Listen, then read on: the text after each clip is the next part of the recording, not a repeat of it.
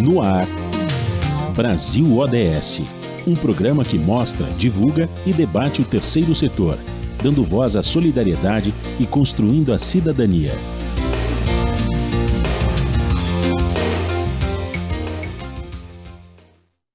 Bom dia, eu sou Joel Scali e começa agora o Brasil ODS, um programa do Observatório do Terceiro Setor com o apoio da FAPESP, a Fundação de Amparo à Pesquisa do Estado de São Paulo. O desemprego atinge mais de 10 milhões de brasileiros. Desde, segundo o IBGE, 3 milhões procuram emprego há mais de 2 anos. O assunto de hoje é mobilidade urbana e desemprego. Participam Mariana Abrantes, professora da Escola Politécnica da Universidade de São Paulo, pesquisadora do Centro de Estudos da Metrópole. Ela pesquisa também na área de geoprocessamento e as desigualdades socioespaciais relacionadas ao transporte público. Guilherme Lamana, graduado em Gestão de Políticas Públicas na Universidade de São Paulo, analista de projetos sociais no Centro Integrado de Estudos e Programas de Desenvolvimento Sustentável. Ele representa a sociedade civil na Comissão Municipal para o Desenvolvimento Sustentável de São Paulo. Bom dia, Mariana. Seja muito bem-vinda ao programa. Obrigada pela oportunidade. Bom dia. Bom dia, Guilherme. Seja muito bem-vindo ao nosso programa. Bom dia, muito obrigado pelo convite. Acho que vai ser ótima essa conversa. A co-apresentação do programa é de Franklin Valverde, que também trará os destaques do site do Observatório do Terceiro Setor.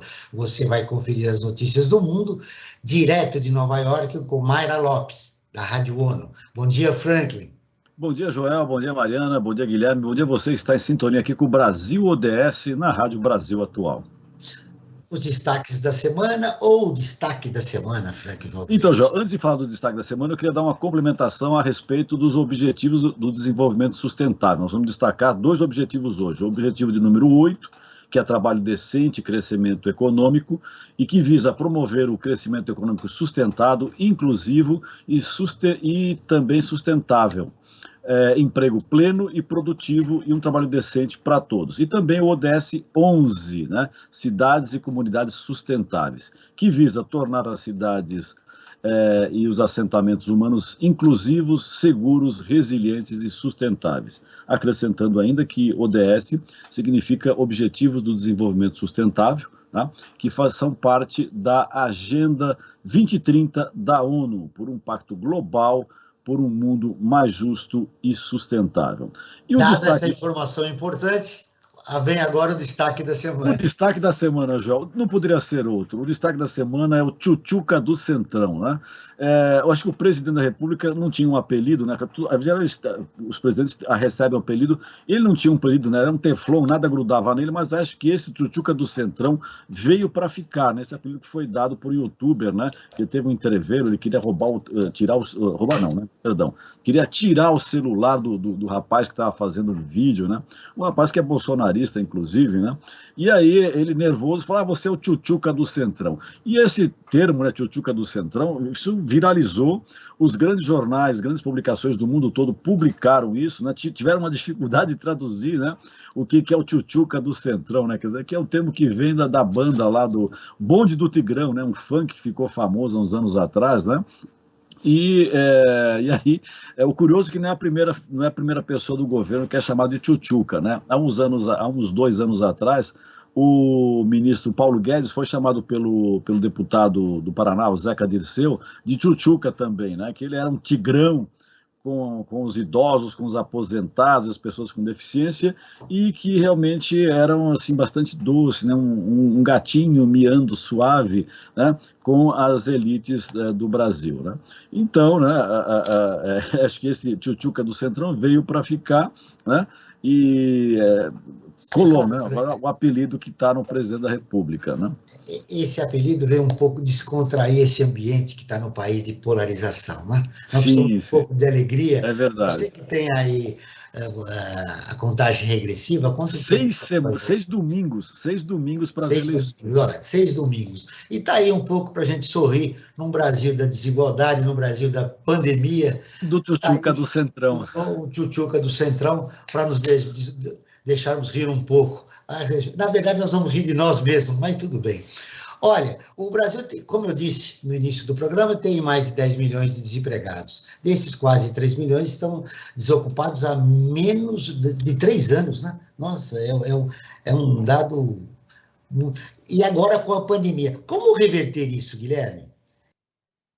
Levando em consideração que nós vivemos numa época pandêmica, né?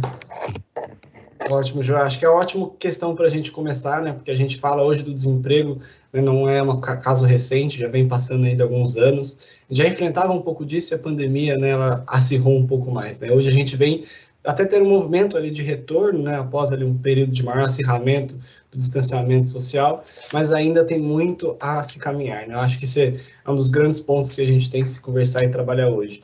Hoje ainda faltam chegar às oportunidades e trabalhar um pouco ainda a formação, por exemplo, né, de algumas pessoas dentro da nossa sociedade. Ainda é um grande problema para a gente, né? A gente sabe que a gente tem um nível de desemprego muito grande, como também a gente tem notícias que trazem que alguns empregos ainda não são preenchidos porque faltam qualificação, falta formação. E não falta pessoas procurando qualificação, né? Então falta essa conexão.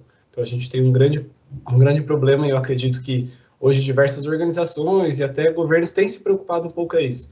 Mas a gente sabe, a gente começou falando um pouco aí do destaque da semana, a gente que sabe quem vai vir hoje, quem vai ser elegido aqui, né, 6 domingos ou um pouco mais, né, pensando em um segundo turno, tem que se preocupar na formação hoje da nossa sociedade, nessa conexão de oportunidades, que ainda caminha bastante para a gente conseguir realmente diminuir esse desemprego, que ainda é alto, mesmo tendo uma queda aí recentemente. Mariana, como é que você vê esse cenário na perspectiva da mobilidade? Você que é uma especialista no assunto. O sistema de transporte, ele poderia ajudar a amenizar essa desigualdade que já está tão estruturada socioespacialmente nas cidades, né?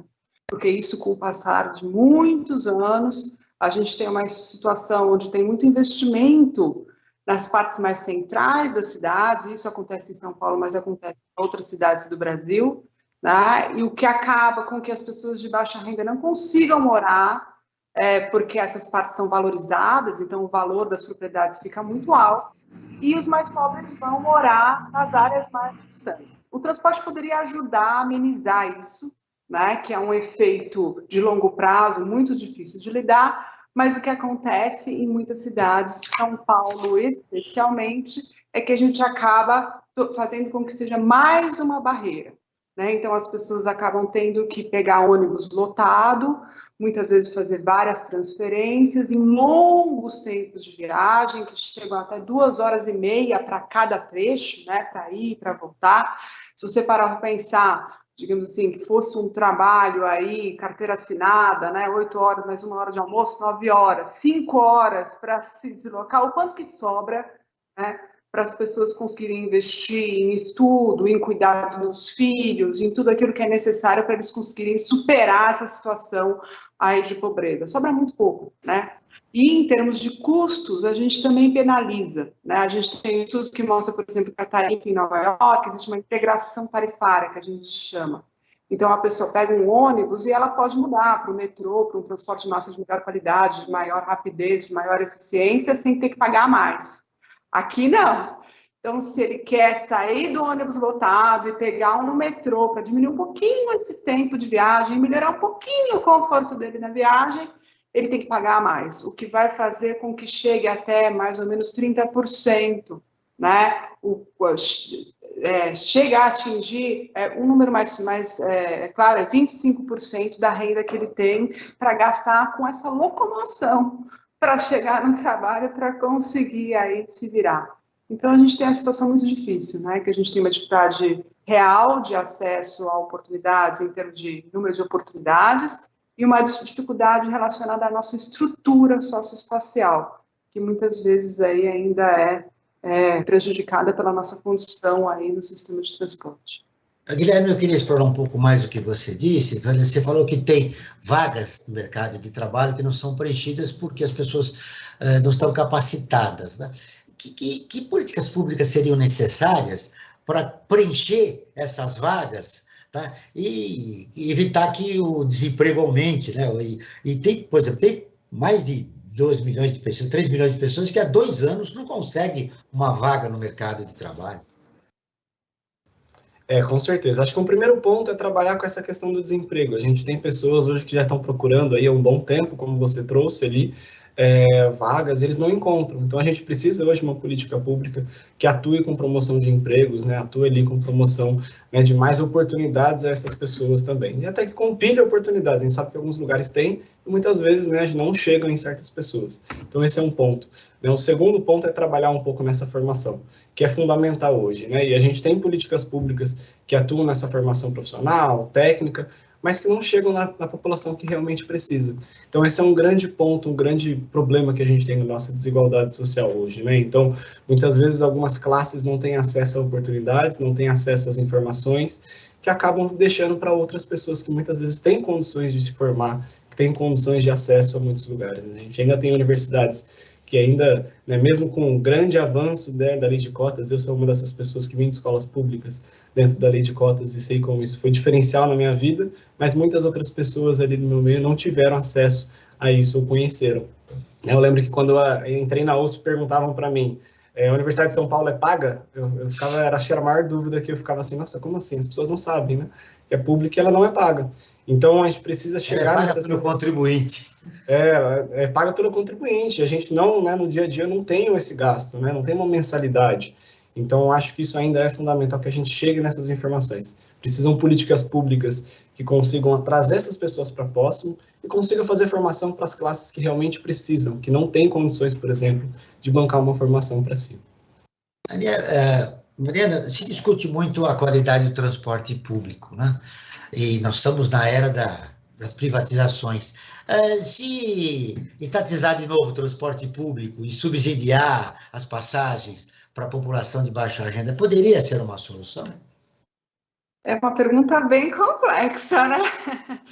Porque o orçamento do transporte não é uma coisa pequena, né? Mas eu acho que no Brasil a gente precisa começar a pensar nas soluções que são focadas nos grupos que mais precisam, né? Então, ao invés, de repente, de a gente universalizar, que seria o mundo ideal, né, a gente poderia, ao menos, cuidar dessa população que está numa situação mais difícil e gerar aí uma gratuidade para essas pessoas que estão numa situação mais complicada. Isso seria um começo, um primeiro passo, né? Na verdade, o transporte está garantido lá no sexto da Constituição, é um dos serviços que deveria ser, inclusive o transporte é um meio para você chegar na educação, né? Na escola, nos postos de saúde, nos hospitais, é um meio para você alcançar os outros serviços. Mas, enfim, é um problema que não é pequeno, só que a gente precisa mudar a chave também dentro da comunidade técnica, né? Porque há um histórico de olhar para o transporte sem incluir essa discussão da desigualdade e da equidade. Quando a gente começa a incluir esses parâmetros e nos nossos modelos matemáticos a gente coloca uma priorização para esses grupos, os resultados são diferentes. Então, a gente tem planos maravilhosos de ampliação do sistema de transporte, mas na hora da implementação, para onde que a estação de metrô vai? Para os locais já de pessoas de mais alta renda, que muitas vezes tem o seguinte comportamento, para ir na padaria, na padaria da esquina, eles pegam o carro, certo? Certo, então... você lembrou bem, a primeira estação do metrô, que é a linha azul, foi de Santana, né, para o Jabaquara, que é 2 bairros classe médias, não tinha nada a ver com as grandes periferias, né? Quem precisava... Ainda lá no começo, ainda fazia algum sentido, porque você está começando uma rede, você começa onde tem mais movimento, tem os empregos concentrados nessa região central, então faz algum sentido. O problema é que agora...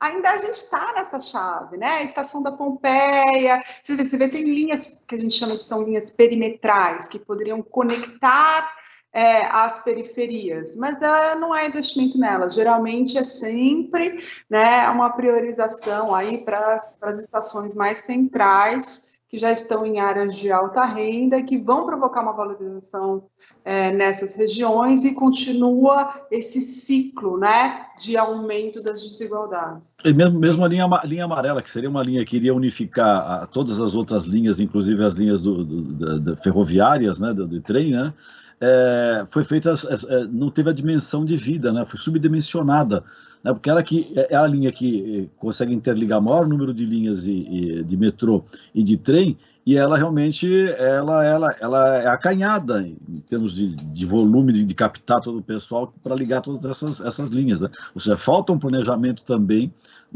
em você pensar como você poderia estruturar essa rede aí para fazer com que a coisa fluísse melhor, né? O planejamento em si, né, eu acho, se você olhar, tem o Plano Integrado de Transporte Urbano da região metropolitana, o PITU, que até está em desenvolvimento agora, uma revisão para 2040, se você olhar mesmo o Plano Diretor Estratégico ou o Plano de Mobilidade, o que está planejado, ele é bacana. O problema é que é uma coisa estática, né, que fala, olha, nossa rede futura será essa. Aí tem uma etapa que é super importante, eu acho que é o maior desafio, que é a implementação. Ok, a rede é essa, completa. Por onde a gente começa? Quais são as estações que vão ser prioritárias? E aí que a coisa começa a pegar, né? Então, existem instrumentos de planejamento muito interessantes, em São Paulo em especial, tá? Mesmo em termos de outras cidades do Brasil, a gente tem aí um incentivo para os planos de mobilidade, até uma obrigatoriedade a depender do tamanho da cidade, mas na hora de implementar, né, na hora que vai negociar, na hora que vai decidir por onde que vai começar, aí muda... Se produz algumas distorções, né? Exatamente. Mas, enfim, eu acho que a gente deve continuar, né, e avançar aí para mecanismos de monitoramento, né? Então, a gente fez um bom plano, vamos ver agora o que está acontecendo na implementação desse plano, né? E como também trazer mais a escuta para a sociedade, porque geralmente isso fica muito restrito a uma comunidade técnica e de gestores e não chega na ponta lá de quem está pegando o ônibus lotado e vai lá amassado, ensardinhado e fica lá 5 horas por dia nessa condição, que além de perder o tempo, né, você perde toda a energia ali, você gasta ali boa parte do seu recurso, né, de dinheiro, de energia e de tempo nesse trajeto cotidiano pesado. Que eu entrevistei um especialista há alguns anos e que ele fez um levantamento de quanto nós gastamos no transporte público. Então, vai anos da nossa vida, né, no transporte público. Mas, a partir do que ela falou, Guilherme, a Mariana, eu já te ouvi, eu me recordo, por exemplo, uma cidade como Washington, a população de baixa renda mora no centro, perto dos empregos. Né? Se nós temos essa dificuldade no transporte coletivo, da demora, inclusive do custo, né? Como seria, aí a gente volta na questão das políticas públicas, gerar emprego para a população de baixa renda no local onde ela mora, né? Para que ela não tenha mais esse custo, né? Já que recebe um salário baixo, né? Quem recebe de 1 a 3 salários mínimos, você eliminar o transporte público seria muito bom, né? Como fazer isso, né? Gerar empregos, criar núcleos, né, de empregos, de trabalho, aonde as pessoas estão, aonde as pessoas residem. Eu acho que é um ponto muito interessante que a Mariana traz, né? Essa questão da centralização de transportes no centro. E eu sou da região ali do bairro do Cachoeirinha, né? E ali a gente não tem metrô e hoje tem bastante transportes, mas quando eu era mais jovem, né? Acabava que eu não tinha muito acesso ao centro. E aí eu fui ter realmente dentro da universidade, onde eu fui atravessar a cidade, sair da Zona Norte para ir para a Zona Leste, pegava metrô, trem, então gerou até uma brincadeira que eu falava, eu morava no meu país Cachoeirinha, porque a gente acaba vivendo nos nossos bairros, né? A gente acaba vivendo, crescendo ali, não tendo acesso a outros lugares. E até em uma palestra que eu participei, uma jovem trouxe, a gente conseguiu o direito à cidade recentemente, que principalmente passa até pela questão do passe livre. Eu não tinha recursos, por exemplo, então eu não ia, por exemplo, pegar um bilhete, gastar um valor ali, que eu muitas vezes não tinha, para ir para outro lugar. Quando a gente tem a questão do passe livre ali, isso faz um diferencial enorme, né? Então, isso me permite, por exemplo, conhecer outros lugares. E a gente vai ver o tamanho dessa cidade, o tamanho de lugares que a gente pode conhecer. Então, girar ali, ter esse acesso a outros lugares é fundamental. Mas pensar em a gente rentabilizar ali, por exemplo, o seu próprio bairro, ter uma economia que gira em torno do seu próprio bairro é fundamental. E hoje a gente ainda está concentrado, né, nas grandes oportunidades no centro. A gente ainda tem que conectar os centros. E aí a gente volta nos problemas que a Mariana trouxe, né? Então, a gente tem um transporte ali tão longo, que acaba até gerando um pouco da nossa energia ali, nosso desgaste, né, durante o nosso cotidiano.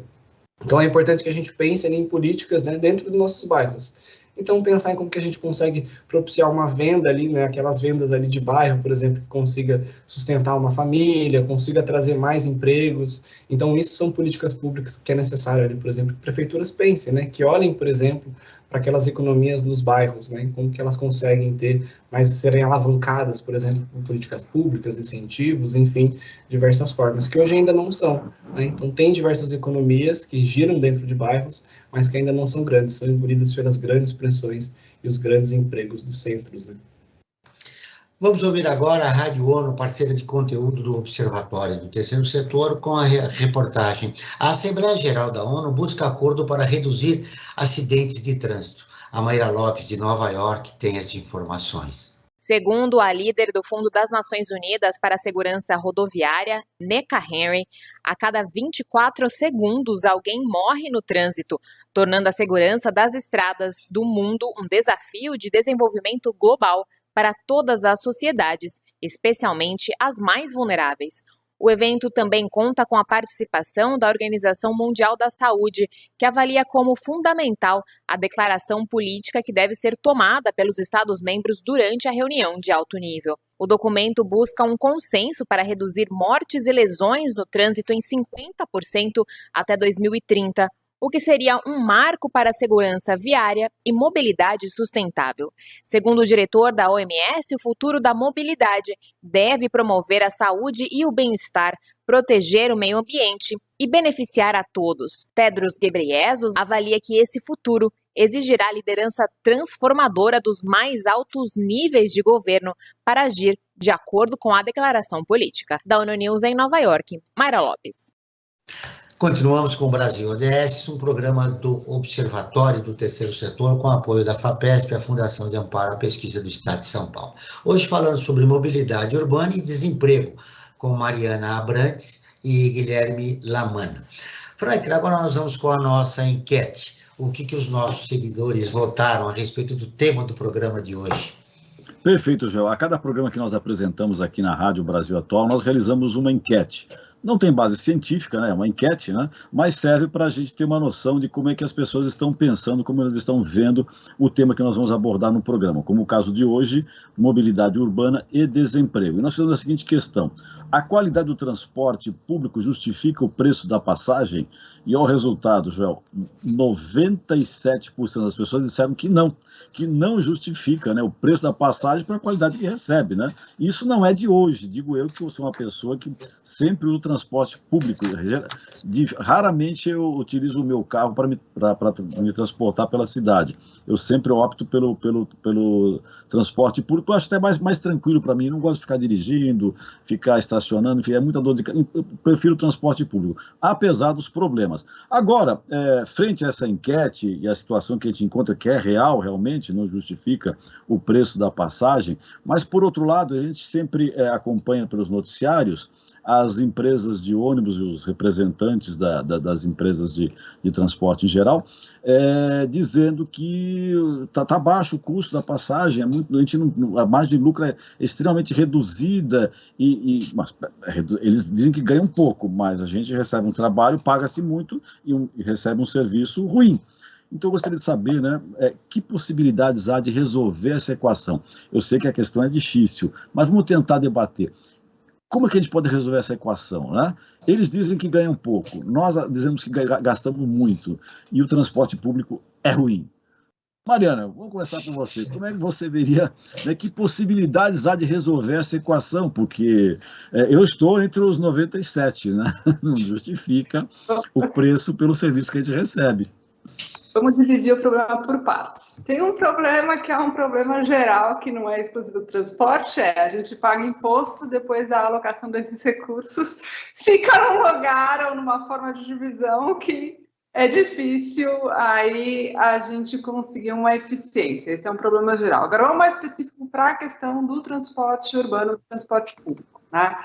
Essa questão mais específica do transporte público, a tendência em outras cidades do mundo é você começar a cobrar pelas externalidades negativas, por exemplo, pelo custo que a sociedade está arcando por utilizar, por exemplo, o carro, né?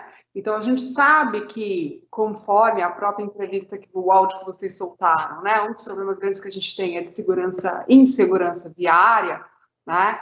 Só que a gente não tem, nos modelos atuais, uma precificação, né, do quanto que é esse impacto do carro na sociedade, tanto em termos de insegurança viária, que é o que foi comentado, quanto em termos de poluição atmosférica, quanto em termos do que a gente podia falar de poluição do tempo, ou o tempo das pessoas, o tempo que as pessoas perdem, né, para conseguir cumprir isso. Então, acho que um primeiro passo seria trazer instrumentos de política pública que a gente conseguisse, de certa forma, fazer essa transferência. Pedagiar as grandes vias seria uma solução? Então, existe o tal do pedágio urbano, que é um instrumento bem difícil de implementar por conta da aceitação, digamos assim, política, né? Quem vai ser o político que vai querer aí dar conta de uma proposta dessa? Mas tem alternativas de meio termo. O próprio rodízio foi uma tentativa nesse sentido, né? Mas, por exemplo, os carros em São Paulo, né, em outras cidades também, eles param na rua. A rua é um espaço público. Então, o carro está ocupando o espaço público. Em alguns lugares restritos até tem zona azul, mas ele está ali ocupando um espaço que poderia ser dedicado, por exemplo, para os ônibus passarem, para você ter uma melhor qualidade de serviço, os ônibus terem prioridade e conseguirem chegar mais rápido nos seus destinos, e aí, portanto, a gente melhorar a qualidade do serviço de transporte público. E esse dinheiro arrecadado potencialmente com esses carros, né, parados, né, já seria um volume de dinheiro que ajudaria bastante para fazer essa transferência para o transporte público. Mas existem algumas contas que as pessoas do setor estão tentando fazer essas contas para ver qual que é o volume que arrecadaria. Outra forma, né, que tem sido discutido em outros países. Então, as pessoas que optarem por usar o transporte ativo, que é a pé ou de bicicleta, né, elas poderiam aí ganhar créditos, né? Então, você está incentivando o uso do transporte ativo, né? Então, você está tentando tirar um pouquinho as pessoas, né, para desopilar um pouco o sistema, né? E não está aí está tentando diminuir com outras alternativas. Mas, enfim, é uma questão que não é simples, né? Ela requer aí uma revisão importante aqui no Brasil, porque, de fato, as empresas, após a pandemia, estão com uma dificuldade de manter, em especial porque elas dependem justamente da... Quem é que usa transporte público na sua maioria? Né? São as pessoas mais pobres. São os pobres. Então, você aumentar o preço é difícil, mas, ao mesmo tempo, você manter o custo desse sistema num lugar onde você tem pouquíssimos quilômetros de metrô, né, e trem, também não é fácil, né? Quando você vai para Nova York e Londres, a rede é gigante, né? E aí, para os operadores de ônibus, sobra uma complementação. Aqui não, né? A gente tem um monte de áreas na cidade que dependem exclusivamente do ônibus, né? Então, não é uma equação fácil, mas acho que esse caminho de achar, por exemplo, políticas, né, que a gente consegue trazer um pouco de quem usa o carro, né, que tem melhores condições, porque conseguiu, inclusive, comprar o carro, né, e aí a gente está desincentivando a pessoa a usar o carro e traz um pouco para financiar o transporte público, é um caminho. Outro caminho, já existe implementação legal para isso, que no Plano Diretor Estratégico de São Paulo a gente tem um mecanismo, né, que recolhe-se lá, a gente chama de outorga onerosa, é o nome técnico, né? Então, quando as incorporadoras vão construir em áreas que você tem uma grande valorização, porque você tem muita infraestrutura boa, infraestrutura que foi paga com dinheiro público, né? Você cobra uma parte. Bom, tudo bem, você quer construir aqui para vender, né? Faz parte do seu negócio, mas você vai ter que pagar um pouco porque você está construindo num lugar que já é muito valorizado. E isso é um bem da sociedade. Esse valor, esse dinheiro vai para o Fundurb, que é um fundo municipal que pode realocar, né? 30% disso está dedicado, segundo a lei, para transporte. O problema é, para onde que está indo? Está indo para pavimentar o leito carroçável, que é justamente onde você tem majoritariamente o uso do carro, ou está indo para você investir na qualidade do transporte público? Então, assim, a gente tem desde ter que criar mecanismos criativos para conseguir um financiamento, que é o caso, por exemplo, do estacionamento dos carros, até fazer um melhor monitoramento do que já existe, né, de potencial de verba arrecadada para implementar efetivamente para melhorar a qualidade. E só para fechar, né, essa questão da qualidade, eu acho que tem uma coisa também do controle técnico dos indicadores e dos contratos que estão sendo feitos para você pagar esses operadores, né? Então, se você pagar a depender da forma que você paga o operador, né, se você paga, por exemplo, por número de pessoas que ele vai levar, o que vai acontecer? Você paga pelo número de pessoas que ele vai levar, ele vai querer levar mais pessoas, independentemente de como ele vai levar essas pessoas, né? Então, você precisa incluir também nos contratos os indicadores de qualidade, onde ele não pode, por exemplo, passar uma taxa de lotação. Passou aquela taxa, ele recebe uma punição ou algo que vá onerar aí pela baixa qualidade do serviço. Então, assim, é uma matriz, digamos, de soluções que vai desde você criar novos instrumentos até você usar melhores instrumentos que existem, monitorando a implementação, né? Até você rever aí formas de contrato ou modos de operação já existentes aí com o setor de transporte. Eu quero explorar um pouco o que você está falando, Mariana, porque nossa cidade é voltada para o automóvel, né? Agora tem algumas iniciativas para você utilizar a bicicleta, tem uma organização bancária que você pode alugar uma bicicleta e ir ao trabalho, muita gente está fazendo isso, mas precisaria também uma campanha no trânsito para o motorista respeitar o ciclista. Tem vários acidentes que você vê que o ciclista não é respeitado em determinadas avenidas da cidade. Agora, como mudar isso, né? Se a cidade é voltada para o automóvel, e aí você vê, você mesmo citou, falou, olha, o transporte público está na Constituição. Eu queria voltar com aquela pergunta, quer dizer, e nós estamos num momento importante no país de se rediscutir, de se reinventar a sociedade, para se, inclusive, criar novas alternativas, né, para a cidade de São Paulo, não para o país, né, de como nós vamos gerir a nossa vida, o cidadão tem que se reinventar, a sociedade. Seria interessante, eu queria voltar com uma parte da pergunta, de voltar para a prefeitura, porque o empresário sempre vai falar do lucro, quer dizer, a correlação de forças aí, do cidadão comum para o empresário que tem lucro, você vê que tem uma distância aí muito grande. Voltando para a prefeitura, voltando para o município, seria importante? Ganharia o cidadão comum em relação ao transporte público? Eu acho que a prefeitura e o município tem que cuidar melhor, independentemente de qual vai ser o formato de financiamento específico ou o formato de operação, né? Mas eu queria, aproveitando que você voltou para essa pergunta, né, que vocês comentaram sobre habitações de interesse social mais centralizadas ou você ter oportunidade de emprego mais próximo onde as pessoas moram, né? O terceiro caminho seria de desenvolvimento econômico para deixar que as pessoas mais pobres trabalhem no seu local onde moram, onde residem. Né? Eu só queria levantar uma bola aqui para um disclaimer, né? Tomar um cuidado só nessa reflexão. Existe uma tendência internacional de falar da cidade de 15 minutos, da cidade de 20 minutos, né? Onde você vai ter tudo próximo, etc. Só que assim, a gente tem um problema muito sério, que nossos estudos também têm analisado, que é a questão da segregação, em especial a segregação racial, né? Se a gente começar a querer construir uma cidade onde a gente isola, né, como o próprio Guilherme narrou aí a visão que ele tinha quando ele não conseguia acessar o resto, isso também é um problema.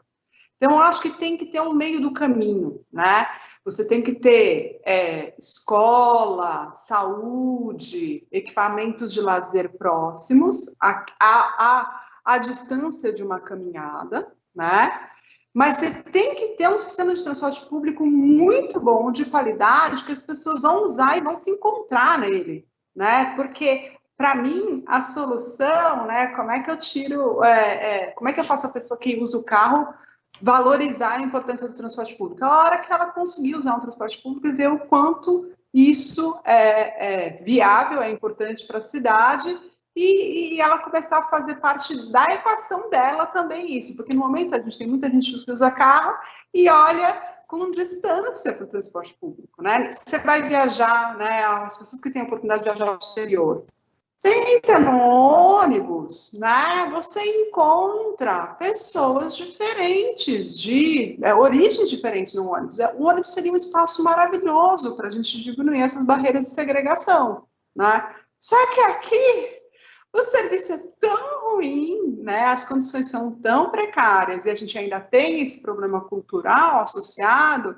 que isso raramente acontece. Então, eu acho que sim, trazer para a prefeitura é um caminho, mas tem outros caminhos também em conjunto que podem ser feitos de mais curto prazo, né? Porque também não ficar esperando, a gente tem que ter uma rede de metrô que nem Londres, a gente tem que ter uma rede de metrô que nem Nova York. Não vai ser rápido isso, né? Mas a gente pode fazer com que a tarifa seja aí, de alguma forma, pelo menos acessível ou universalizada para quem mais precisa, né? Você levantou um aspecto interessante, viu, Mariana? É democratizar a mobilidade do cidadão comum, da população de baixa renda. Ou seja, o Guilherme citou o exemplo dele, ele mora lá na Cachoeirinha.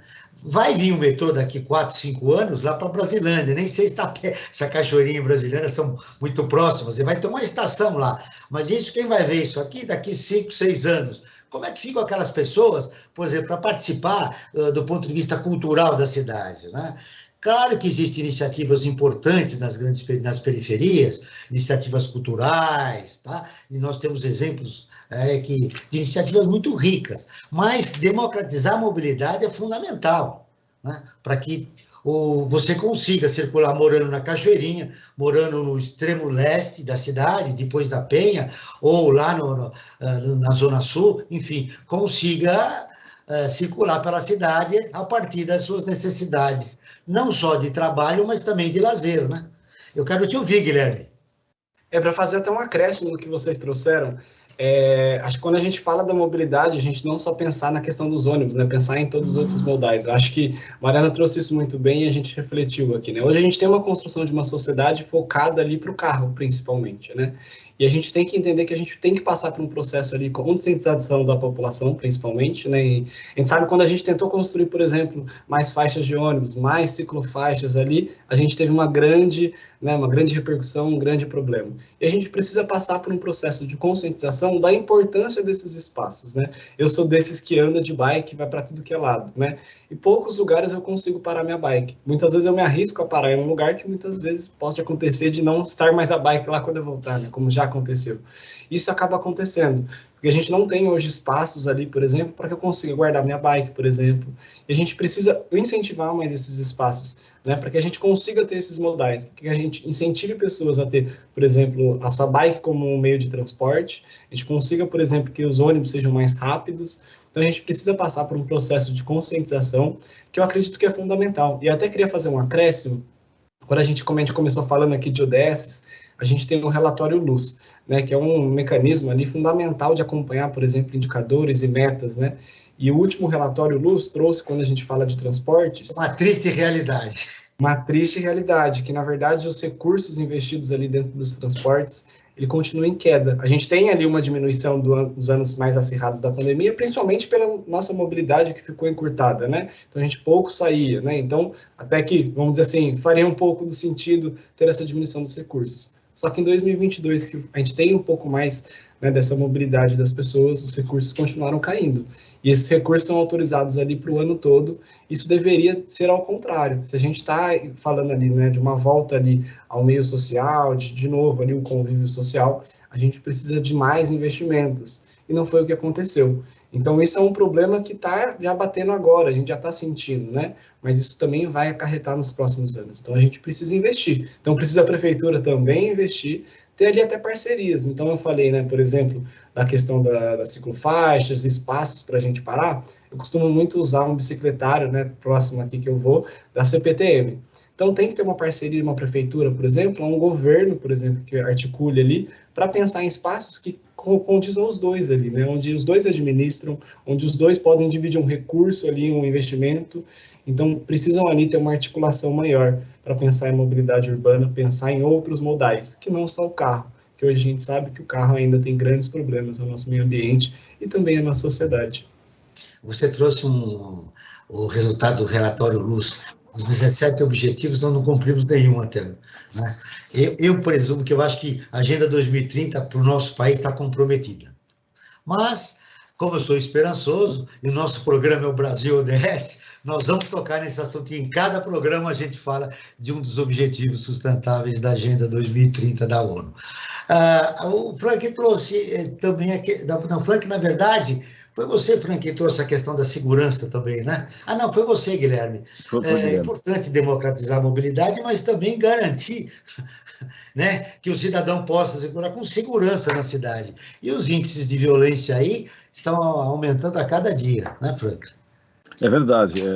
A situação da violência, ela, digamos, com a pandemia ela piorou, porque aumentou o número de desemprego, as pessoas não têm outra saída, né, para poder gerar fonte de algum rendimento para se sustentar, e às vezes no desespero a pessoa parte para criminalidade, né? Essa que é a questão, não é uma questão de índole, é uma questão de necessidade, né? Acho que isso que é fundamental ser colocado, porque sempre que se levanta a questão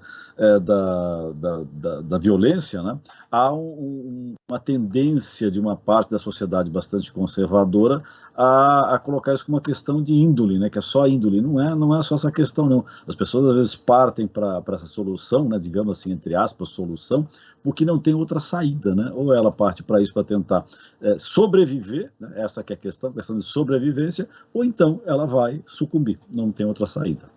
Mariana, o levantamento aponta que 81% dos desempregados há mais de 2 anos são da classe D e E, que tem o transporte público como alternativa para o seu deslocamento. Lembrando que o brasileiro gasta, em média, R$ 214 com transporte público por mês. Esse dado está atualizado, Mariana? Você faz essa pesquisa, né? Essa é a média correta, 240? Quem ganha de 1 a 3 salários mínimos realmente acaba sendo inibido, né, na sua mobilidade pela cidade. Sim, deixa eu até complementar, né, que na verdade dessas classes mais baixas, se você for calcular o número de oportunidades de trabalho que conseguem alcançar, é só 3%, considerando 1 hora de viagem. Então, se eles quiserem alcançar mais que 3%, eles têm que andar bem mais que 1 hora de viagem. Quando você vai para a classe alta, né, você tem um número que é 40%, com esse mesmo tempo de viagem, é de 43%. Né? Então, você tem, além da dificuldade da barreira de acesso ao mercado, que o Guilherme já tinha comentado, você tem essa dificuldade, de fato, em termos de condições do sistema de transporte público para poder acessar. A partir do que você disse, São Paulo é uma cidade que segrega a população de baixa renda. Sim, quando você olha os mapas, né, é até impressionante, porque parece, independentemente, quer dizer, você vai mudando as dimensões e o problema permanece. Né? Até tem um estudo interessante que recentemente tinha uma visão assim, não, mas escolas não é um problema, porque você olha o mapa de escolas e você tem escolas distribuídas por São Paulo inteiro. Aí, o que nós fizemos? Ok, vamos acrescentar um indicador de qualidade das escolas e refazer o mapa de acessibilidade à educação. O que acontece? Volta a ser o mesmo velho mapa, onde você tem a população de mais baixa renda, sim, com escolas próximas, mas de pior qualidade. Né? Então, olha o tamanho da crueldade que nós estamos fazendo, né? Essas pessoas que justamente precisam dar o salto maior na vida, né, para conseguir sair dessa condição, elas estão, em certa forma, presas nessa situação de pior qualidade das escolas, porque o nosso sistema de educação, pelo menos em São Paulo, né, as famílias são obrigadas a matricular as crianças nas escolas que estão a uma certa distância de sua casa, né, e são justamente as escolas que são de pior qualidade. Então, realmente, são desigualdades aí que se acumulam, né? E acho que a ciência brasileira tem que avançar aí nessas medidas para poder aí a gente, a partir de números e entendendo as relações de causa e efeito, com métodos mais robustos, né, a gente começar a trazer a oportunidade para criar políticas que vão mudar. E aí você comentou de Washington, que tem habitação no centro, Londres também tem, né? Então, não é uma cidade. E no nosso plano diretor, estava previsto que nas áreas mais próximas ao metrô e etc., quando as grandes incorporadoras fossem construir, elas deveriam reservar um espaço para habitação de interesse social. Elas tinham opção, ou elas constroem a habitação de interesse social, ou então elas pagam um valor que teoricamente vai ser destinado para essas habitações, né? E quando você vai olhar o que acontece, infelizmente, não só a gente não tem a construção de fato de habitação de interesse social, quando as zonas, que são as zonas especiais de interesse social, que são reservadas, né, para a gente construir de habitação de interesse social, elas estão ocupadas por empreendimentos de alto padrão, né? Mariana, então, a cidade está refém da especulação imobiliária? Oi? A cidade está refém da especulação imobiliária. Eu acho que a gente precisa, né? Não dá para ser ingênuo, né? É um mecanismo que mistura vários setores, vários atores que estão distribuídos em vários locais de decisão e que, portanto, tem uma situação que não é simples de equacionar.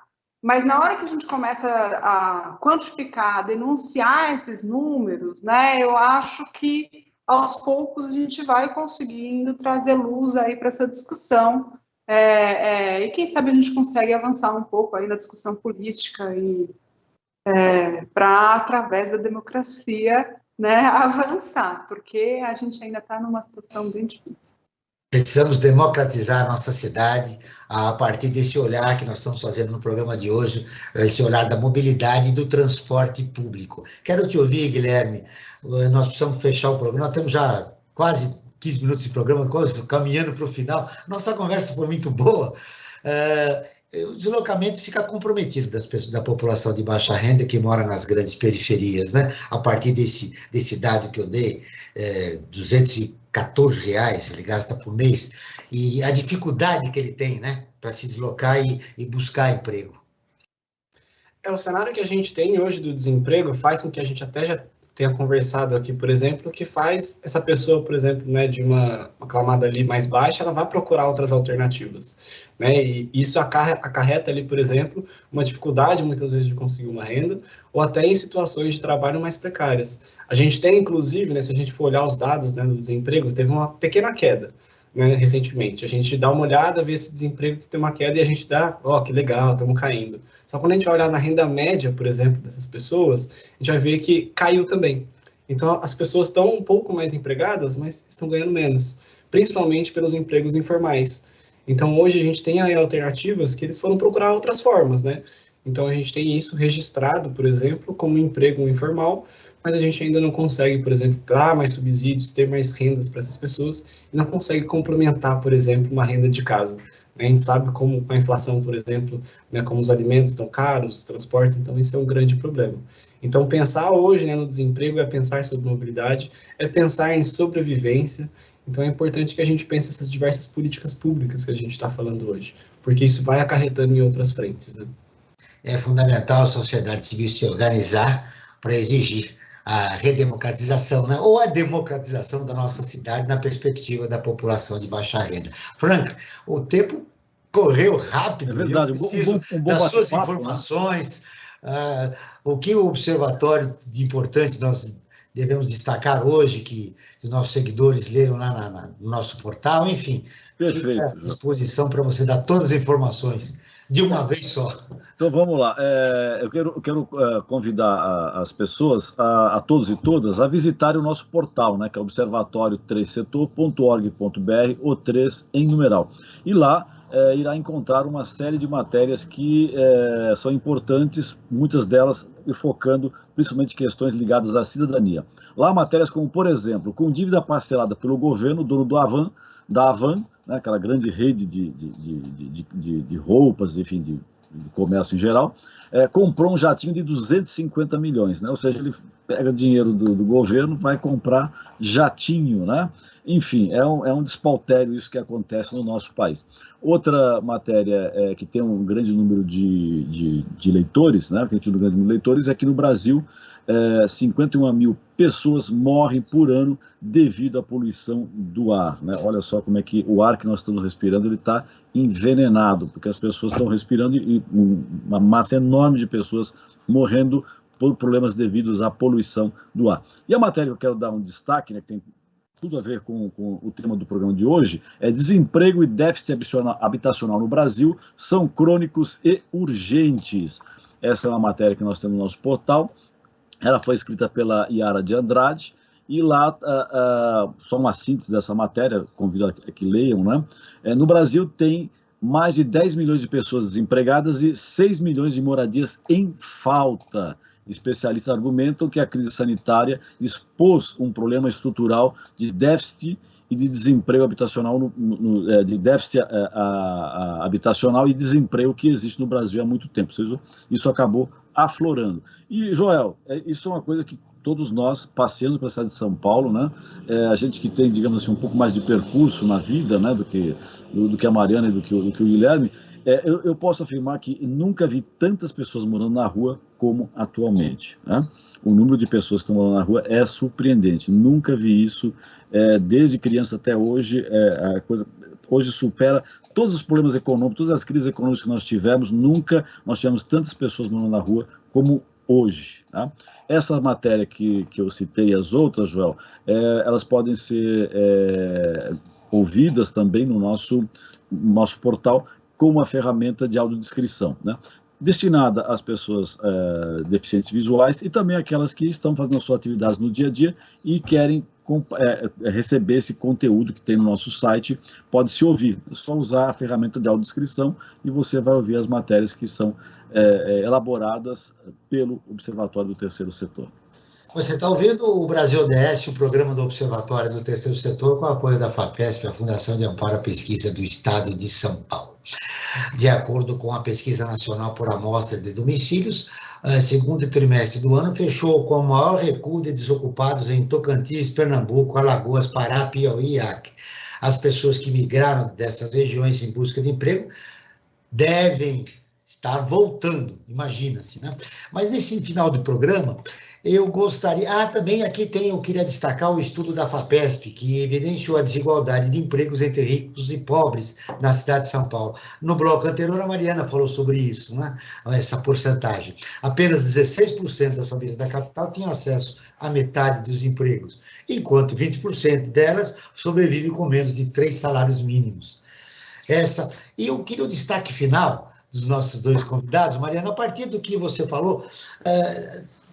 essa pesquisa teve coisas muito importantes, né? E que a gente acabou não falando por causa do tempo. E nesse seu destaque final, eu gostaria que você rapidamente falasse sobre elas e agradecendo a sua entrevista. Foi um prazer te conhecer. Muito obrigado pela sua presença aqui no Brasil ODS. Você voltará outras vezes, porque esse assunto não se esgota. Pelo contrário, nós temos um longo caminho democratizar a mobilidade social da população de baixa renda.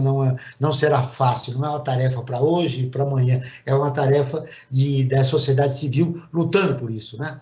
E ultrapassando a correlação de forças que existe na política, né? Obrigada, Joel, obrigada, Franklin, Guilherme, obrigada a todos e todas. Foi ótimo participar, foi uma delícia a conversa, né, e ter esse espaço aí para a gente fazer a divulgação dos estudos técnicos e científicos que a gente faz. Eu acho que, resumidamente, né, essa nota técnica especial que você comentou, a gente tem, além dessa quantificação, né, da baixa acessibilidade por transporte público das populações de mais baixa renda, a gente tem também a quantificação da ocupação por empreendimentos de alta renda em zonas especiais de interesse social, né, que são zonas que, teoricamente, estavam sendo reservadas para fazer habitação de interesse social, né? E a gente também faz uma discussão sobre a efetividade do adensamento, porque no plano diretor existe um instrumento lá para provocar esse adensamento, né? Então, a ideia é tentar atacar esse problema ou adensando, ou seja, colocando as pessoas, mais pessoas onde tem as mais oportunidades, ou através de instrumentos de habitação de interesse social, colocando a habitação de interesse social mais próxima, por exemplo, na habitação especial de interesse social, ou tudo junto, né, fazendo também melhorias no sistema de transporte. Acho que esse é um resumo geral. Quem tiver interesse, não sei se vocês deixaram o link, mas tem uma técnica mais descritiva, com mapas, números, gráficos e dados complementares para quem se interessar. Agradeço mais uma vez. Muito obrigada aí pela... Nós é que agradecemos a sua participação no programa de hoje. Guilherme, suas considerações finais. Você tem 1 minuto e meio para resumir tudo e dar o destaque final do programa. Que tarefa fácil, então, né? Primeiro, eu gostaria de agradecer o convite, agradecer os nossos ouvintes, agradecer Joel, Franklin, Mariana. Acho que, né, aqui perpassa por muitos temas durante esse debate, e com certeza a gente tem que ir um pouco mais a fundo e até conhecer um pouco mais sobre cada temática. Mas hoje o que mais passou aqui, o que falou, é sobre políticas públicas, né? Eu sou um grande defensor de políticas públicas, inclusive por ser formado, né, nessa área. A gente precisa realmente construir políticas públicas que não sejam, por exemplo, de um candidato ou de outro. A gente precisa de políticas públicas que sejam a longo prazo, né? Eu falo sobre, por exemplo, ODS, né, em um programa da Prefeitura de São Paulo, e eu falo que falar sobre ODS hoje é falar sobre uma política transversal. É uma política até 2030, então a gente precisa de políticas ali que sejam de longo prazo, que tratem sobre desemprego, que tratem sobre sustentabilidade, tratem sobre economia e realmente sobre essa desigualdade social que hoje o Brasil perpassa. Então é fundamental pensar em meios de sobrevivência, porque realmente é um pouco do que a gente está passando, o complexo problema que a gente tem hoje. O Brasil ODS, o programa do Observatório do Terceiro Setor, com o apoio da FAPESP, a Fundação de Amparo à Pesquisa do Estado de São Paulo, está terminando. Eu agradeço a presença de Mariana Brantes, pesquisadora do Centro de Estudos da Metrópole, Guilherme Lamana, analista de projetos sociais no Centro Integrado de Estudos e Programas de Desenvolvimento Sustentável. Este programa foi produzido pela equipe do Observatório do Terceiro Setor.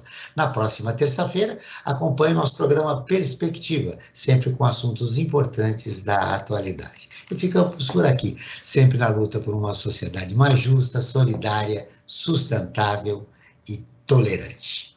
Até o próximo programa.